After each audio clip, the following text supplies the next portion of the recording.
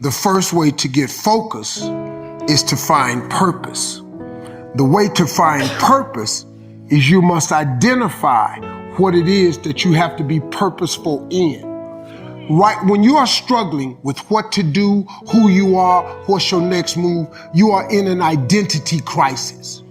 You are struggling with just who you are. See, you have not discovered who you are. You have to discover who you are in order to move you forward. If no one ever gave you the directions, let me ask you something. When you get up in the morning, you go get in the car or you walk out your door, you have a destination in mind. If you go outside with no destination, what do? You wander around.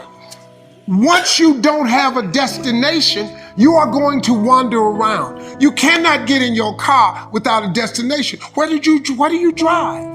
So you are in an identity crisis, the same thing I was in. So you have to find your purpose. If you are in this situation, the solution is the first thing. You have to do the thing that God gave you. You just have to identify your gift. That's the first thing. Until you do that, you can forget it. You'll never find your purpose. You'll never know your mission. You'll never know the reason. So I think we're in an identity crisis.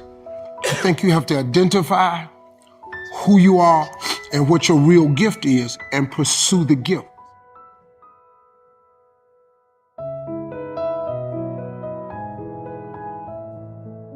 Dissatisfaction it's an innate part of our psychology.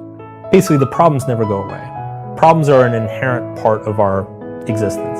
Since every form of success is going to produce its own problems, the point that I make is that what we should actually shoot for is, let's just find the problems that we enjoy having, So, because that ends up actually being what feels meaningful in our life, because we actually need problems. It's the fact that I have problems in my life and I work on them and I improve upon them. That is actually what gives my life a sense of meaning. If everything was just great and I'm just like kicking it with pina coladas at the beach, that's not meaningful. That doesn't feel, it gets old. It feels very shallow and superficial. It's like a magic trick that our brain keeps doing on us and we never figure it out. It's like, well, if I just get that promotion, everything's gonna be fine, right? And your brain's like, yeah, it's gonna be fine. It's gonna be fine. Keep working. Yeah. Then you get the promotion and within 2 days, you're like, okay, well, I need another promotion now, and it just keeps going. It doesn't matter where you are in life, your mind will generate a certain amount of problems, perceived problems in your existence.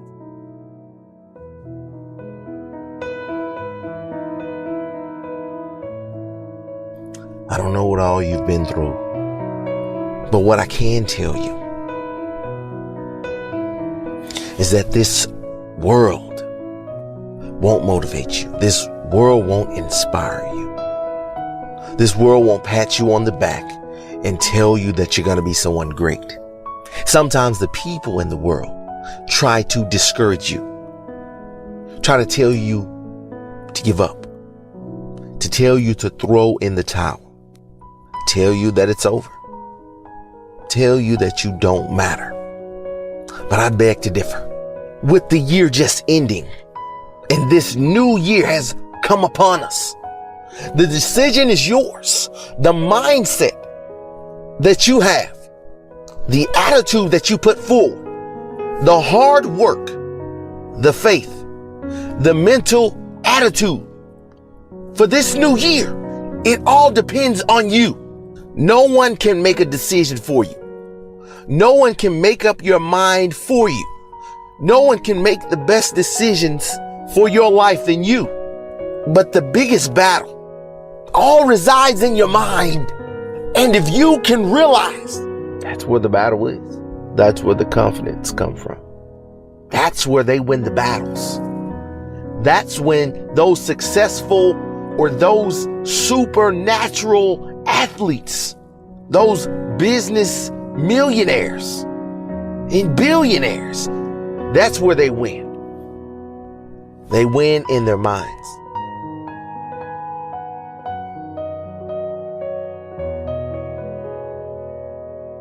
Don't focus where you are. No, you focus where you are going. Get a vision of that. And you listen to Choosing Your Future.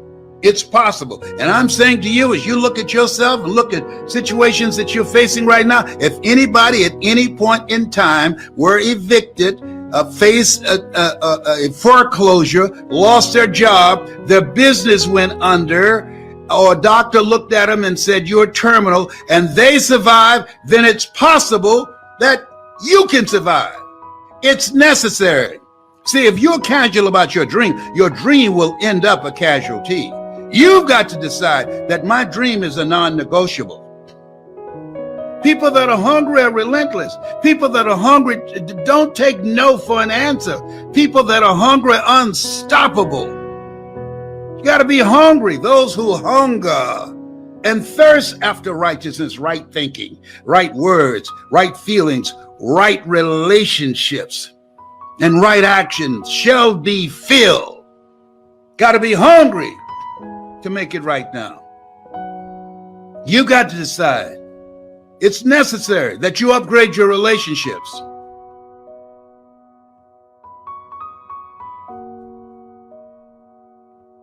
So a good problem is a problem that feels meaningful, that helps yourself and helps others, connects you with other people, and that actually like serves a higher purpose.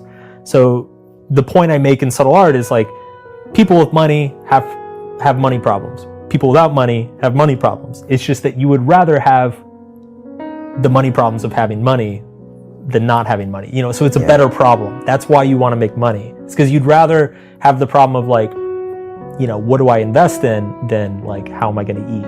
Like that's, so it's, the problems don't go away. You just improve upon the problems. You just find better problems. You trade in your low level problems for higher level problems. When you look back into the past, the only thing that you recognize is the meaning, you know? So it's like, we all have past experiences that we look back on that we can see that we got very emotionally worked up about something that was not meaningful. And we tend to feel like that was really stupid. We shouldn't have gotten worked up about it. Whereas there are other things that it's like, yes, I got emotionally worked up, but it was a very meaningful experience. It was a very important problem. And I'm glad I got upset about it. I'm glad I worked on it. I'm glad I struggled. I'm glad I wasn't happy, you know? And so that's what we want to go for. Because if the state of our nature is that we are just always going to experience problems, then we need to, the question then becomes, how do we find meaningful problems?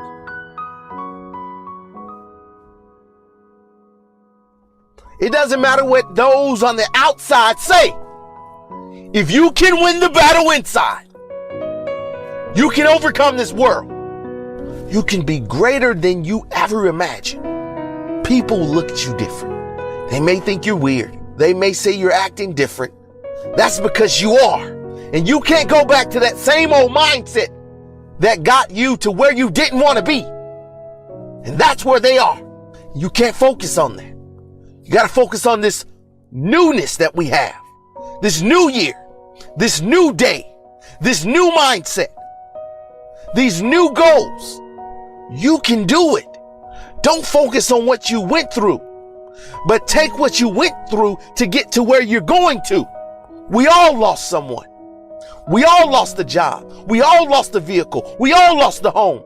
We all lost a loved one. We've all lost a game. But now it's time to take all those losses and become a monster, because that monster inside of you won't give up. That monster inside of you won't give in. That monster inside of you won't throw in the towel. That monster inside of you will fight through any and everything. When you feel like you're down and out. When you've been through something you've never been through. When you don't know how to go on. That monster will come out. Push you past the pain, past the hurt, past the embarrassment, and take you to another level. This is your year to become a monster.